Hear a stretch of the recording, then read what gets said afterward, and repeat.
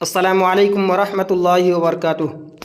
نحمدہ ونصلی علی رسولہ الکریم، اما بعد۔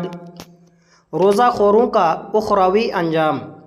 برادران اسلام، آپ حضرات بخوبی جانتے ہیں کہ روزہ رمضان اسلام کے 5 بنیادی ارکان میں سے ایک اہم رکن ہے جسے اللہ تعالیٰ نے اپنے بندوں پر فرض کیا ہے، جیسا کہ ارشاد باری تعالیٰ ہے، یا ایہا الذین آمنوا کتب علیکم الصیام کما کتب علی الذین من قبلکم لعلکم تتقون۔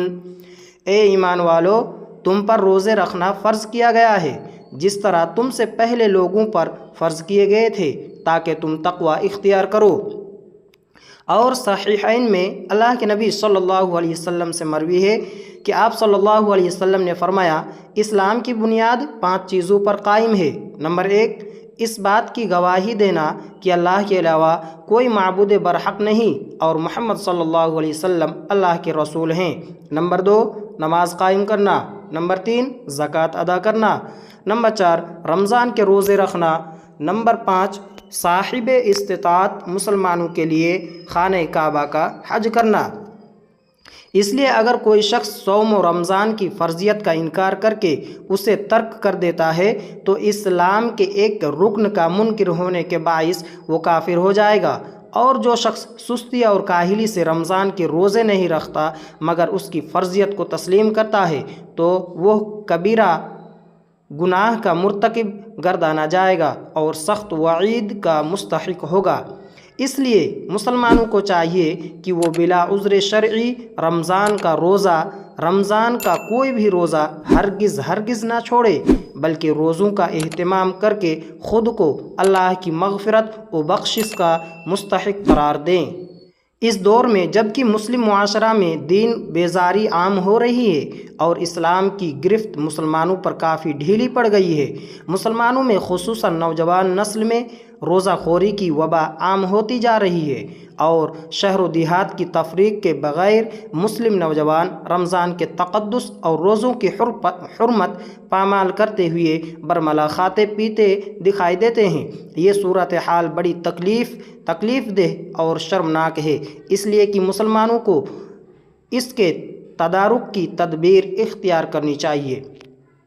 جس جگہ کے مسلمانوں میں اس درجے بے غیرتی عام ہو گئی ہو اور کھلم کھلا اللہ کے احکام کو پامال کیا جا رہا ہو، وہاں کے حساس مسلمانوں کا فرض ہے کہ اس کے سد باب کی کوشش کرے اور ایسے مجرموں اور اللہ کے باغیوں کے خلاف سخت اجتماعی کارروائی کریں تاکہ وہ اس بے حیائی اور ڈھٹائی سے باز آ جائیں اور پورا معاشرہ اللہ کی گرفت سے بچ سکے۔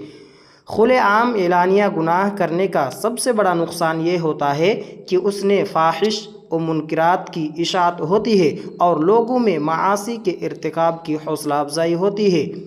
اس وجہ سے اللہ کے رسول صلی اللہ علیہ وسلم نے فرمایا ہے، میری امت کا ہر فرد معاف کر دیا جائے گا سوائے ان لوگوں کے جو اعلانیہ گناہوں کا ارتکاب کرتے ہیں۔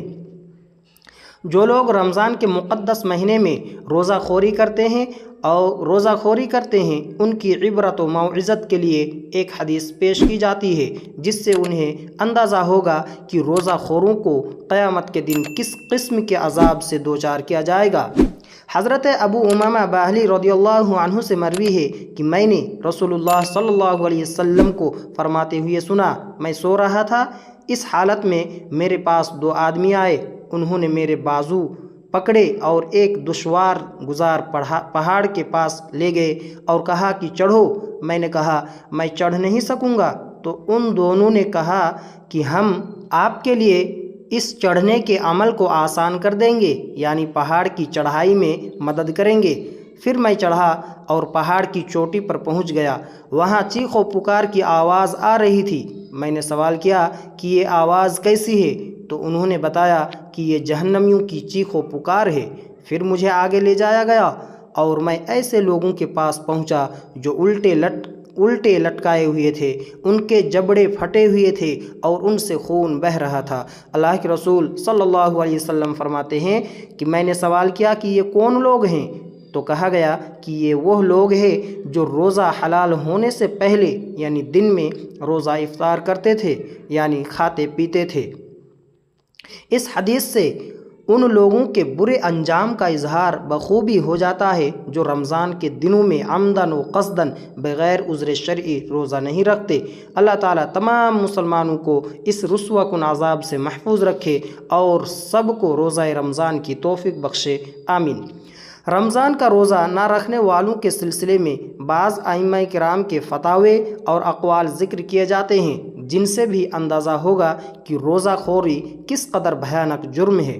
نمبر 1، علامہ ذہبی رحمہ اللہ نے رمضان میں روزہ نہ رکھنے کو کبیرہ گناہ قرار دیا ہے اور لکھا ہے کہ مسلمانوں کے یہاں یہ بات مسلم ہے کہ جو شخص ماہ رمضان کا روزہ بغیر کسی بیماری یا عذر شرعی کے ترک کر دیتا ہے وہ بدکار و زانی، ٹیکس وصول کرنے والے، ظالم اور مستقل شراب پینے والے سے بدتر ہے، بلکہ لوگوں نے اس کے اسلام کے بارے میں شک کیا ہے اور ان کا خیال ہے کہ وہ زندیق و مرتد ہو گیا ہے۔